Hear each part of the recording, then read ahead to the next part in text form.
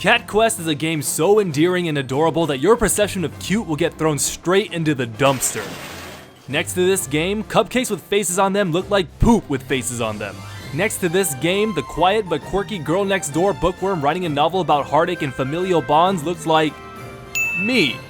Cat Quest is an action-adventure RPG that does a whole lot of things right.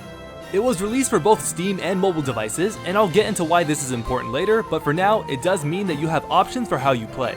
There really is a difference between being a shut-in at a computer desk and numbing your mind on your phone as you try to fall asleep to old episodes of The Simpsons playing in the background, and I appreciate being able to choose how I spend my weekends.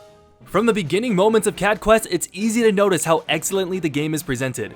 Colors are vibrant, character designs are charming, and combined with the smooth frame rate, the world looks like a moving storybook. For this reason, the game can appeal to a wide age range, so it's definitely accessible off of aesthetics alone. The music also hits me right in my childhood memories gland, as the soundtrack takes inspiration from 16-bit era games such as The Legend of Zelda and Final Fantasy.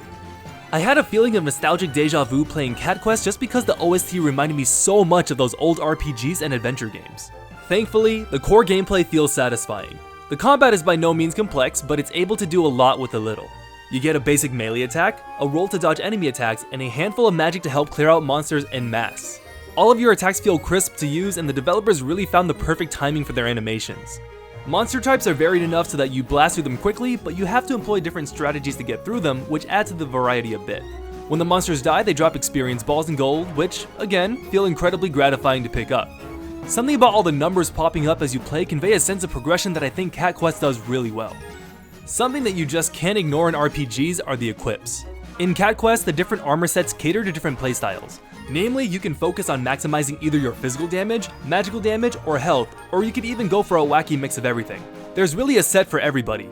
Jocks, nerds, purple nerds, dickasses, and white mages.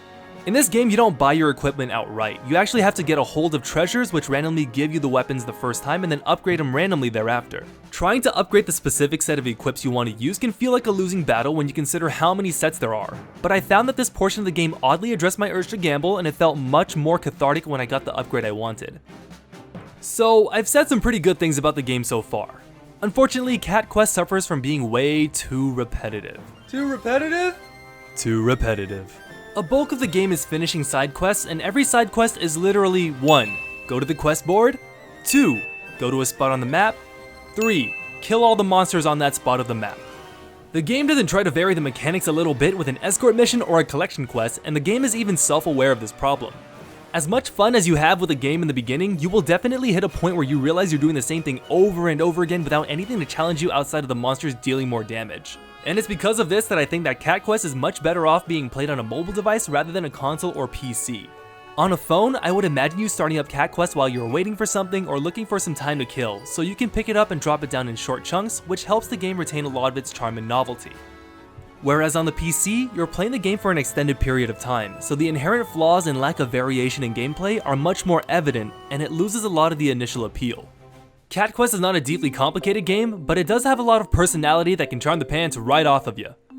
It excels in its presentation and throwback to games of past generations, while also providing a solid sense of progression. For a quick pick-me-up, put-me-down kind of game, Cat Quest will entertain you for a good 5 to 7 hours. I'm Dennis the Tall, and I thought that Cat Quest was meowsing. I think it is something that you have got to play. It isn't perfect, but it is not bad.